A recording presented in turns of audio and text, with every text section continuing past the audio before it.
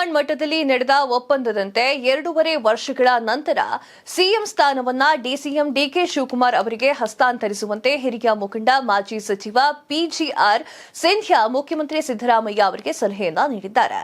ಕಾಂಗ್ರೆಸ್ ಮುಖಂಡ ವಿಎಸ್ ಉಗ್ರಪ್ಪ ಅವರ ಸಮರ್ಥ ಜನನಾಯಕ ಪುಸ್ತಕ ಬಿಡುಗಡೆ ಮಾಡಿ ಮಾತನಾಡಿದ ಅವರು, ಸಿದ್ದರಾಮಯ್ಯ ಹಾಗೂ ಡಿಕೆ ಶಿವಕುಮಾರ್ ನಡುವೆ ಅದೇನು ಮಾತುಕತೆ ಒಪ್ಪಂದ ಆಗಿದೆಯೋ ಗೊತ್ತಿಲ್ಲ, ಆಗಿದ್ರೆ ಅದರಂತೆ ನೀವು ನಡೆದುಕೊಳ್ಳಿ, ಅದು ನಿಮಗ್ ಬಿಟ್ಟಿದ್ದು. ಆದ್ರೆ ನಿಮ್ಮ ರಾಜೀನಾಮೆ ಕೇಳುವ ಇವರೆಲ್ಲ ಯಾರು? ಗಾಜಿನ ಮನೆಯಲ್ಲಿ ಕುಳಿತುಕೊಂಡು ಕಲ್ಲು ಹೊಡೆಯುವವರು. ಅದರಲ್ಲೂ ಸೋಷಿಯಲ್ ಮೀಡಿಯಾದಲ್ಲಿ ಏನು ಕಮೆಂಟ್ ಮಾಡ್ತಾರೆ? ಸಿದ್ದರಾಮಯ್ಯ ಅವರೇ ಧೈರ್ಯವಾಗಿರಿ, ಮುನ್ನುಗ್ಗಿ, ನೀವು ತಪ್ಪು ಮಾಡಿಲ್ಲ, ನೀವು ಡಿಕೆ ಶಿವಕುಮಾರ್ ಅವರನ್ನ ಬೆಳೆಸಬೇಕು ಅಂತ ಹೇಳಿದ್ದಾರೆ. ಅವರಿಗೆ ಇನ್ನು 25 ವರ್ಷದ ರಾಜಕಾರಣ ಇದೆ. ಸಿದ್ದರಾಮಯ್ಯ ಅವರು ಮನಸ್ಸು ಮಾಡಬೇಕು ಅಂತ ಹೇಳಿದ್ದಾರೆ.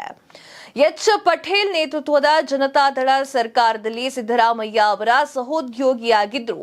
ಸಿಂಧಿಯಾ ಪ್ರತಿಪಕ್ಷಗಳ ಆರೋಪಗಳಿಂದ ಎದೆಗುಂದದೆ ಸಿಎಂ ಆಗಿ ಮುಂದುವರಿಯುವಂತೆ ಸಿದ್ದರಾಮಯ್ಯ ಅವರಿಗೆ ಬೆಂಬಲವನ್ನ ನೀಡಿದ್ದಾರೆ. ಸಿಂಧಿಯಾ ಈಗ ಕಾಂಗ್ರೆಸ್ನಲ್ಲಿ ಇದ್ದಾರೆ ಮತ್ತು ಶಿವಕುಮಾರ್ ಅವರಿಗೆ ಬೆಂಬಲವನ್ನ ನೀಡಿದ್ದಾರೆ. ಶೋಷಿತರಿಗೆ ಸಾಮಾಜಿಕ ನ್ಯಾಯವನ್ನ ನೀಡುವಲ್ಲಿ ಸಿದ್ದರಾಮಯ್ಯ ಅವರನ್ನ ಮಾಜಿ ಸಿಎಂ ದೇವರಾಜ್ ಅರಸ್ಗೆ ಹೋಲಿಸಿದ್ದಾರೆ. ಉಗ್ರಪ್ಪ ಮತ್ತು ಸಿಂಧಿಯಾ ಒಂದೇ ದೋಣಿಯಲ್ಲಿ ಪ್ರಯಾಣ ಬೆಳೆಸಿದ್ದಾರೆ ಅಂತ ಹೇಳುವುದು ಸೂಕ್ತವಲ್ಲ. ಆದರೆ ಇತರೆ ಜವಾಬ್ದಾರಿಗಳಿಂದಾಗಿ ಪಕ್ಷದಲ್ಲಿ ನಿಷ್ಕ್ರಿಯರಾಗಿದ್ರು. ನನ್ನ ನಂತರವೇ ಸಿಂಧಿಯಾ ಪಕ್ಷಕ್ಕೆ ಸೇರ್ಪಡೆಯಾದ್ರು ಅಂತ ಸಿದ್ದರಾಮಯ್ಯ ಅವರು ತಿಳಿಸಿದ್ದಾರೆ. ಉಗ್ರಪ್ಪ ಮತ್ತು ಪಿಜಿಆರ್ ಸಿಂಧ್ಯಾ ಇಬ್ರು ಕೂಡ ಆರ್ಎಸ್ಎಸ್ ನಲ್ಲಿ ಇದ್ದವರು. ಇವರಿಬ್ಬರಿಗೂ ಆರ್ಎಸ್ಎಸ್ ನ ದ್ವೇಷದ, ತಾರತಮ್ಯದ, ಜಾತಿವಾದದ ಸತ್ಯ ಗೊತ್ತಾಗಿ ಆರ್ಎಸ್ಎಸ್ ನಿಂದ ಹೊರಗೆ ಬಂದು ಸಾಮಾಜಿಕ ನ್ಯಾಯದ ಪರವಾಗಿ ನಿಂತಿದ್ದು ಪ್ರಬುದ್ಧ ಜನಪರ ರಾಜಕಾರಣಿ ಆದ್ರು ಅಂತ ಹೇಳಿದ್ದಾರೆ.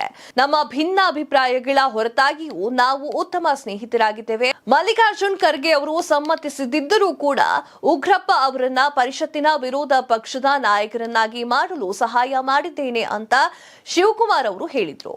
ಸಿದ್ದರಾಮಯ್ಯ ವಿರೋಧಿಸಿದ್ದರೂ ಕೂಡ ಉಗ್ರಪ್ಪ ಅವರಿಗೆ ಬಳ್ಳಾರಿ ಲೋಕಸಭಾ ಟಿಕೆಟ್ ಅನ್ನ ಕೊಡಿಸಲು ಸಹಕರಿಸಿದ್ದಾಗಿ ತಿಳಿಸಿದ್ದಾರೆ.